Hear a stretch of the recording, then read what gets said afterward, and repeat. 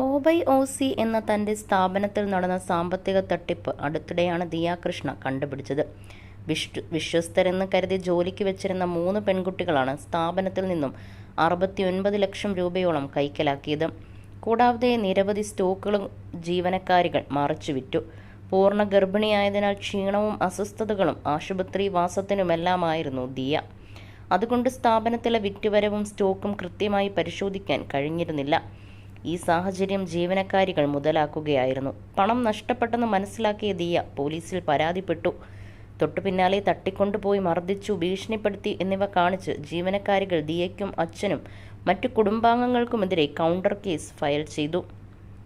ദിയ ജാതിയുടെ പേരിൽ അധിക്ഷേപിച്ചു, കൃഷ്ണകുമാർ വസ്ത്രത്തിൽ പിടിച്ചുവെന്നുള്ള ആരോപണങ്ങളും യുവതികൾ ഉന്നയിച്ചിരുന്നു.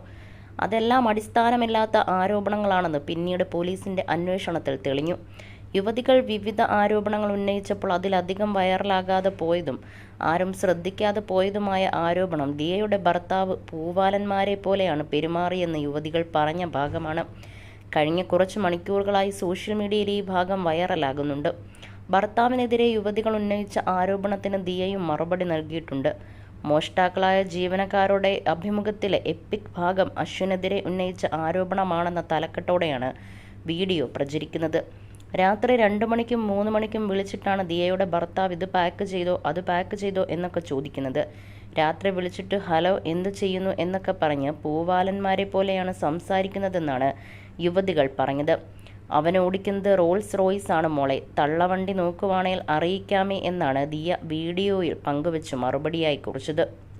പിടിച്ചു നിൽക്കാൻ കഴിയില്ലെന്നും കള്ളങ്ങൾ പൊളിഞ്ഞുവെന്നും മനസ്സിലായപ്പോഴാണ് ജീവനക്കാരികൾ ജാതിക്കാടും മർദ്ദനവും സ്ത്രീകൾക്കെതിരായ പെരുമാറ്റവും എല്ലാം എടുത്തിട്ട് സംസാരിക്കാൻ തുടങ്ങിയതെന്നും ദിയ പറഞ്ഞു. അശ്വിനെതിരെ ജീവനക്കാരികൾ ആരോപണം ഉന്നയിക്കുന്ന വീഡിയോയ്ക്ക് താഴെ 3 പേരെയും വിമർശിച്ചും പരിഹസിച്ചുമാണ് കമന്റുകൾ നിറയുന്നത്.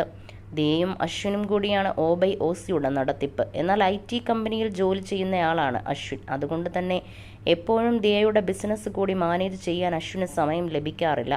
ദിയയുടെ സ്ഥാപനത്തിൽ ജോലി ചെയ്ത് തുടങ്ങിയ ശേഷം പ്രതികളായ 3 ജീവനക്കാരികളുടെയും ലൈഫ് സ്റ്റൈൽ തന്നെ മാറിയെന്നാണ് അവരുടെ നാട്ടുകാർ പറയുന്നത്. കൂട്ടത്തിൽ ഒരാൾ പുതിയൊരു വീട് തന്നെ പണിതു. മാത്രമല്ല മൂവരും ചേർന്ന് നിരവധി സ്വർണങ്ങൾ വാങ്ങിക്കൂട്ടിയതായും വിവരമുണ്ട്. കളവ് ദിയ കണ്ടുപിടിച്ചപ്പോൾ 3 പേരും കുറ്റം സമ്മതിച്ചിരുന്നു. മാത്രമല്ല 9 ലക്ഷത്തിനടുത്ത് രൂപ തിരികെ ദിയയ്ക്ക് നൽകുകയും ചെയ്തിരുന്നു. അഹാന ചോദ്യം ചെയ്തപ്പോൾ ഇക്കാര്യങ്ങളെല്ലാം 3 പേരും സമ്മതിക്കുന്ന വീഡിയോയും സിന്ധു കൃഷ്ണ പുറത്തുവിട്ടു. 5 വർഷം മുമ്പ് ലോണെടുത്താണ് ദിവ്യ ബിസിനസ് ആരംഭിച്ചത്. സെലിബ്രിറ്റികളടക്കം ദിയയുടെ കസ്റ്റമേഴ്സാണ്. 3 ലക്ഷത്തിലധികം ഹാപ്പി കസ്റ്റമേഴ്സ് OBOCക്കുണ്ട്. പണം